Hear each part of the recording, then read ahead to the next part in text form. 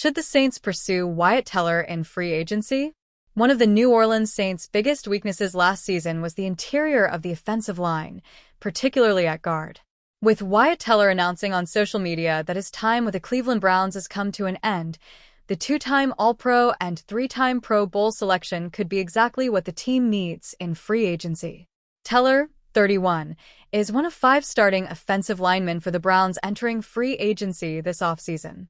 The former 5th-round pick of the Buffalo Bills spent the past 7 seasons in Cleveland, but will be looking for a new home in 2026. This past season, Teller appeared in 13 games for the Browns after dealing with ankle and calf injuries, his lowest game total since the 2020 campaign. He allowed 3 sacks and 24 total pressures on 488 pass-blocking snaps, while posting a career-low 53.1 pass-blocking grade from Pro Football Focus. However, Teller remains known for his run-blocking ability, and with New Orleans' struggling rushing attack in 2025, he could be an ideal fit. Teller would be an upgrade over the Saints' current options at guard, and he could potentially be signed to a team-friendly, short-term deal. Cesar Ruiz has struggled with injuries and regressed following a breakout season, making him a likely trade candidate to give both player and team a fresh start. Meanwhile, Dillon Radunz dealt with discipline issues, committing 8 penalties last season.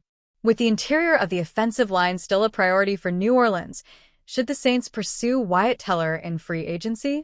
The Dallas Cowboys have offered Brandon Aubrey a contract that would make him the NFL's highest-paid kicker, according to multiple reports on Tuesday.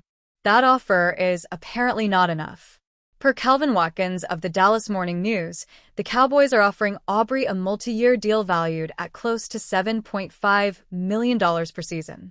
Per Watkins, Aubrey is seeking closer to $10 million per year, a contract that would dramatically reset the market for kickers in the NFL. Kansas City's Harrison Butker is the highest-paid kicker in football with a 4-year, $25.6 million contract, $6.4 million per year. The New Orleans Saints have never been shy about making bold roster decisions.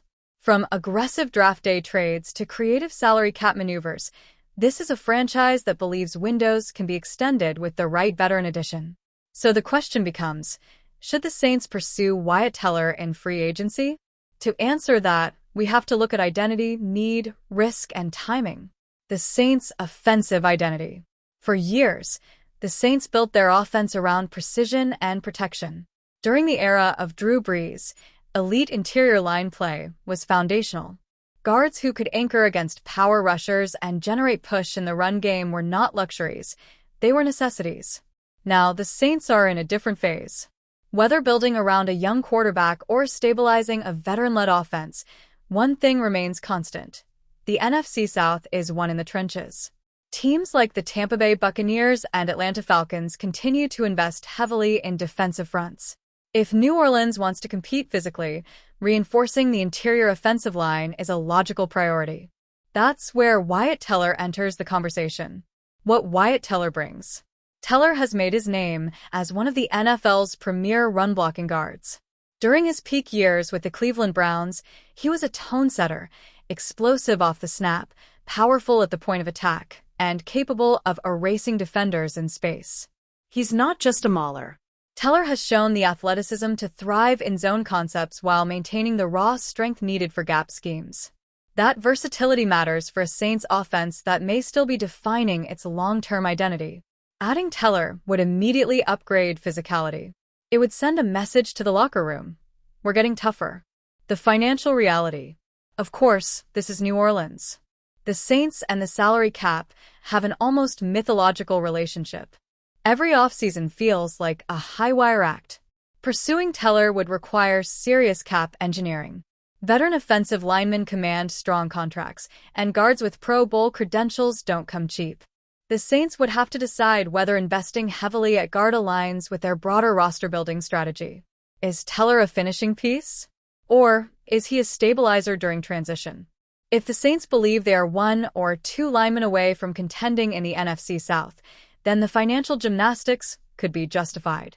If they're still retooling, that money might be better allocated toward younger, longer-term building blocks. Scheme fit and timing. Another factor is timing. Teller is in his prime, but not a developmental project. He's a plug-and-play veteran who raises the floor immediately. If the Saints' offensive philosophy is shifting toward a heavier run emphasis, controlling tempo, protecting the quarterback, leaning on physicality, then Teller fits perfectly. If the offense is trending toward spread concepts and quick game rhythm, his impact, while still positive, may not be as transformative. The key question isn't, is Wyatt Teller good? He clearly is. The question is, does his timeline match the Saints' competitive window? The intangible factor. Free agency isn't just about film grades and cap sheets. It's about tone. Teller has built a reputation as a hard-nosed competitor. Bringing in a player known for edge and intensity can reshape a room. Offensive line culture matters. Cohesion, communication, and attitude are contagious. The Saints have historically thrived when their offensive line played with swagger. If they believe that identity needs to be restored or reinforced, Teller becomes more than a guard. He becomes a culture piece. The case against it. There are risks. Interior offensive linemen often decline abruptly after heavy snap counts. Injuries accumulate in the trenches. Committing major money to a guard, while valuable, can limit flexibility at premium positions like edge rusher or cornerback. Additionally, drafting and developing offensive linemen has traditionally been a strength for New Orleans. Investing in younger, cost-controlled talent could provide similar long-term value without the financial strain. Sometimes the smartest move is trusting your scouting department.